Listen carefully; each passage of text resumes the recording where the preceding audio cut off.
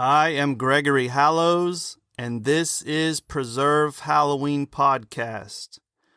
And on this episode, we begin an exploration of Yule, a celebration so ancient that its roots stretch back beyond recorded history into the very birth of human consciousness. And on this first podcast in a series of 4, we will confront the eternal darkness, not just the physical absence of light that comes with the winter solstice, but the deeper darkness that lives within the human psyche, the fear that the sun might not never return, that death might claim not just individuals, but entire communities, that the things we call civilization are merely a thin veneer over something much older and more terrifying. Our story begins not in the frozen north, but in the very cells of our ancient ancestors. Imagine standing in the darkness of a cave, tens of thousands of years ago. The fire you've carefully tended for days is dying. The wood you've gathered is nearly gone. Outside, the wind howls with voices that might be human, might be animal, or they might be something else entirely. The darkness lasts not for hours, but seems eternal. You don't know that the sun will even return. You only know that each day has been shorter than the last, each night longer, each dawn more reluctant. And this is where Yule begins, not as a celebration, but as a desperate plea for survival. Archaeological evidence from some of humanity's oldest monuments reveal our ancestors' obsession with the winter solstice. At Newgrange in Ireland, built over 5,200 years ago, centuries before the first pyramids of Egypt, millennia before Stonehenge, Stone Age farmers constructed a passage tomb of such precise astronomical alignment that for 17 minutes each year, on the morning of the winter solstice, a beam of sunlight penetrates deep into the earth, illuminating a cruciform chamber carved with spiral symbols that may represent the sun's journey through the year. The engineering required for this feat defies comprehension. These were farmers, not astronomers in the modern sense, yet they tracked celestial movements with an accuracy that would shame many modern observatories. Why?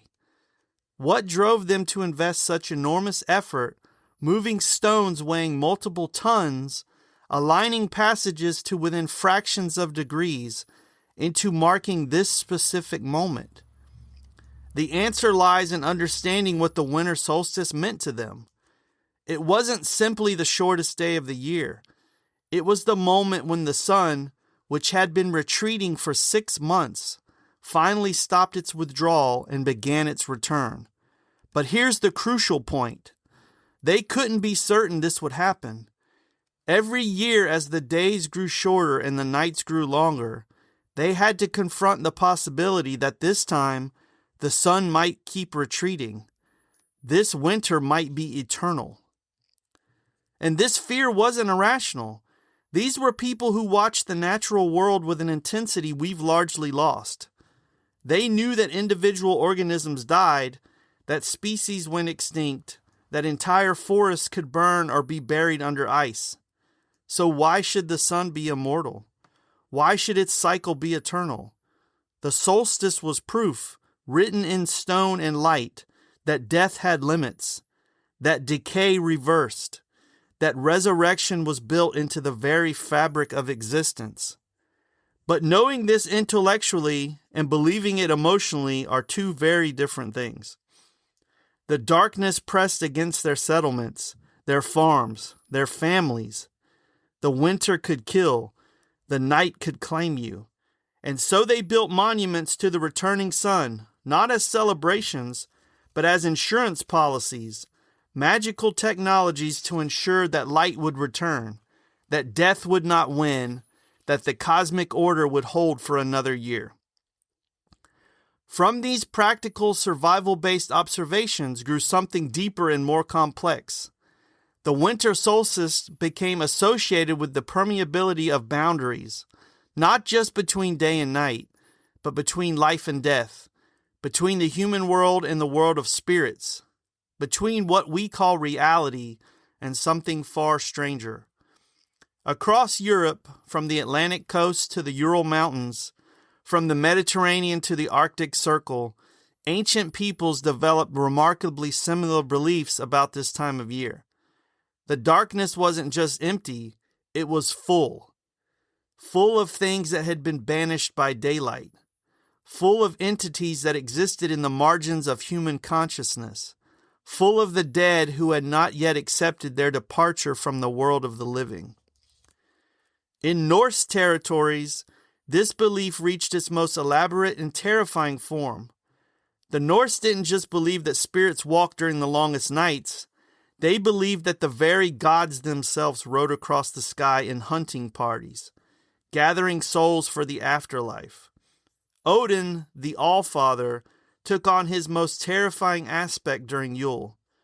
Known as Yulner, the Yule One, he led the wild hunt, a spectral procession of ghostly riders that swept across the winter sky, accompanied by supernatural hounds whose baying could be heard over the howling wind. The wild hunt wasn't a metaphor. It wasn't a story told to frighten children.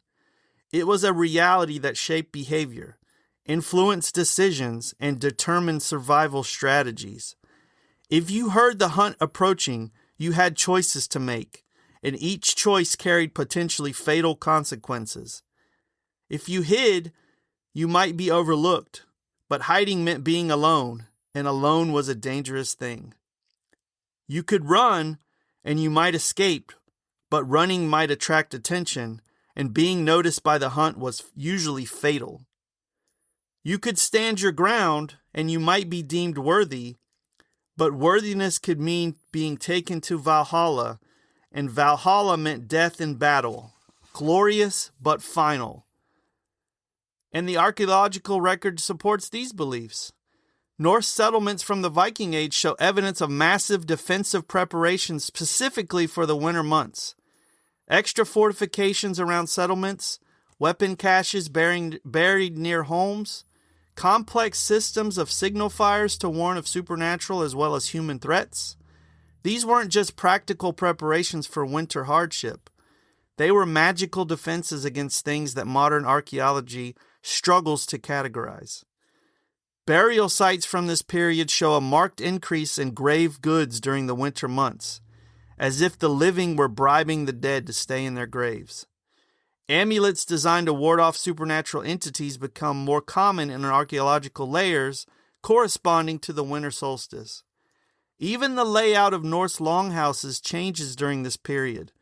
Doors are reinforced, windows are covered or reduced in size, hearths are built larger and more centrally located, as if the very architecture of domestic life needed to be fortified against invisible threats.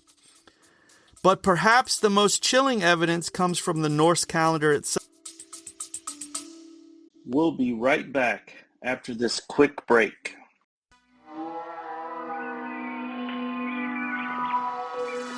I am Gregory Hallows, your voice behind the Preserve Halloween podcast and founder of the Halloween Preservation Society.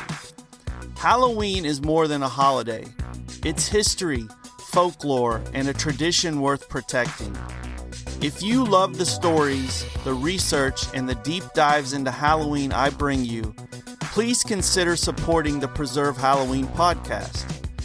Your support can help me with more research opportunities, including travel to locations relevant to Halloween history, and to bring you even more insight into the world's greatest holiday. Every one of your contributions, no matter the amount, helps keep the jack-o'-lantern glowing just a little bit longer. So support the show if you can, help me preserve the past, and keep Halloween history alive for generations to come. Check the links in the show description to find out more. And thank you. And now, back to the podcast.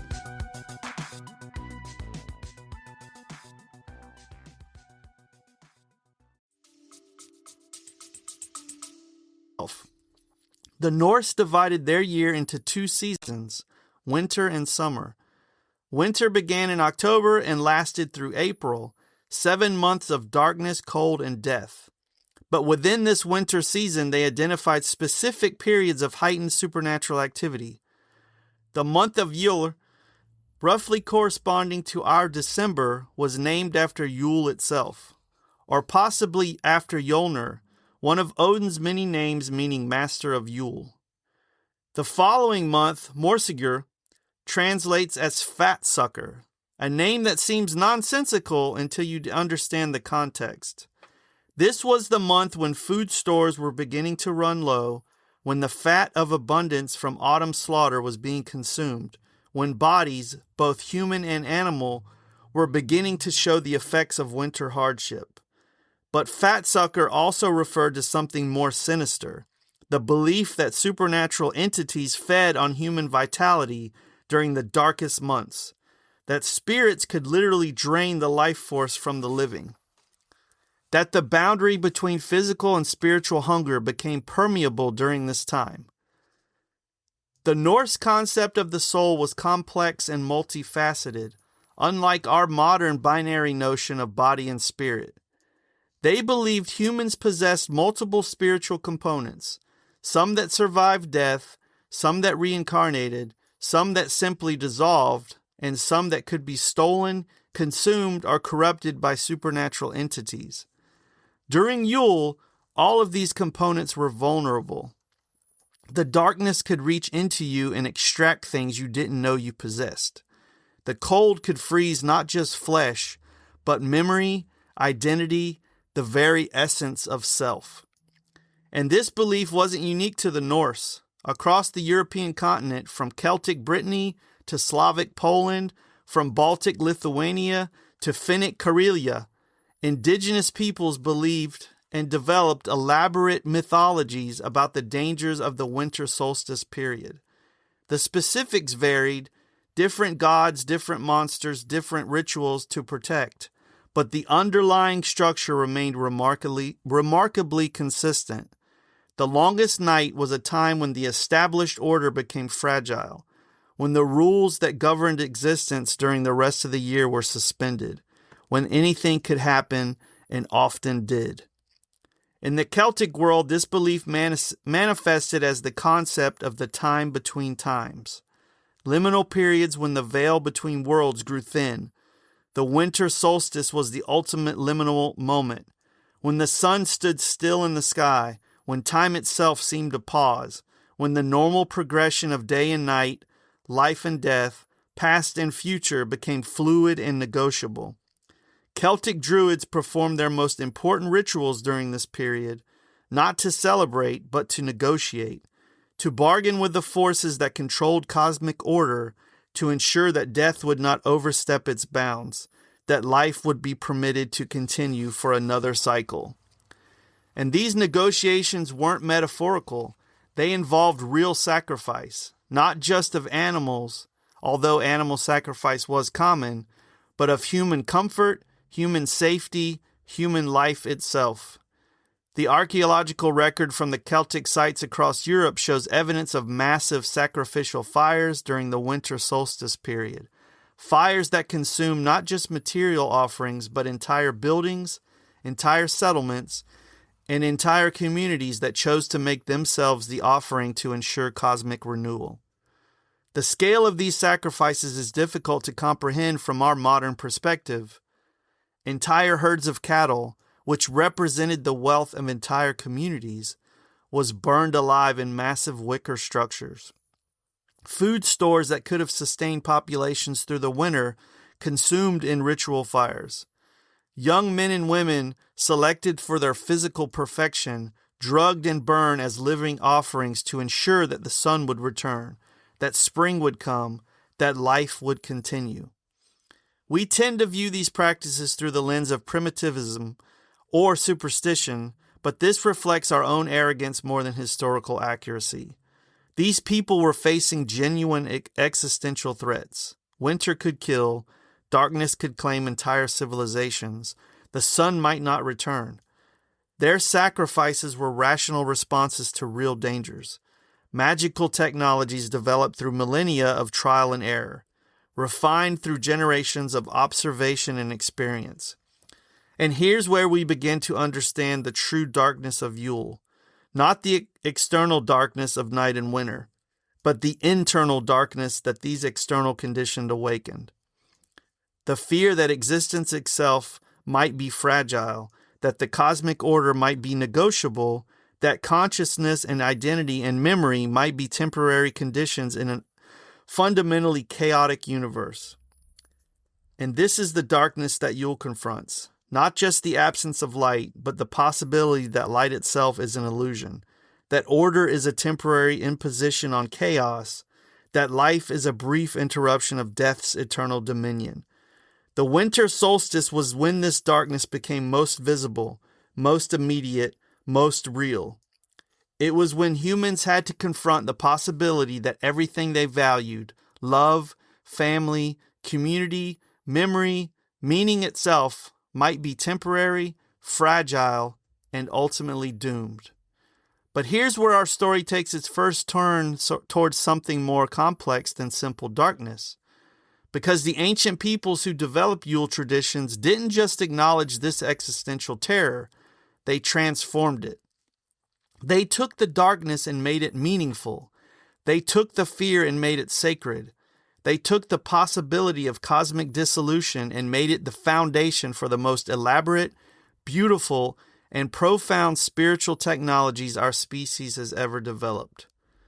The winter solstice became not just a time of danger, but of opportunity.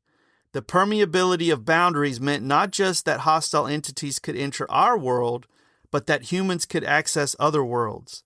The presence of death meant not just danger for the living, but the possibility of communication with ancestors, wisdom from beyond the grave, guidance from those who had passed through the ultimate transition and returned, physically or spiritually, to share their knowledge. The darkness became a screen onto which humans projected their deepest wisdom, their most profound insights, their most elaborate spiritual technologies. The longest night became not just a time to survive, but a time to transform. The solstice became not just an astronomical event, but a spiritual opportunity, a moment when the very structure of existence became malleable, when consciousness could expand beyond its normal limitations, when individuals and communities could access levels of meaning and connection that were unavailable during the bright months of summer abundance. This transformation from terror to transcendence, from survival to celebration, from darkness to wisdom, is the true subject of our investigation. And over the next few episodes, we'll trace how this transformation occurred, how specific people in specific places developed specific technologies for navigating the winter solstice's challenges and opportunities, and how these technologies evolved and adapted as culture changed and religions transformed, and how they survive, often hidden, often unrecognized in our modern celebrations. But for now, we will end our first podcast in this series on Yule, and I want you to sit with this original darkness, not to fear it, but to understand it, not to run from it, but to recognize it as the foundation for everything that follows. The Yule traditions we'll explore over the next few podcasts, the celebrations, the rituals, all the stories and songs and feasts and gifts began here in this moment of existential confrontation, when our ancestors looked into the longest night and saw not just danger, but possibility. Stay with us. The darkness is just beginning, but you'll have to wait until the next time. So, until next time, stay strange, stay curious, stay spooky, and always preserve Halloween.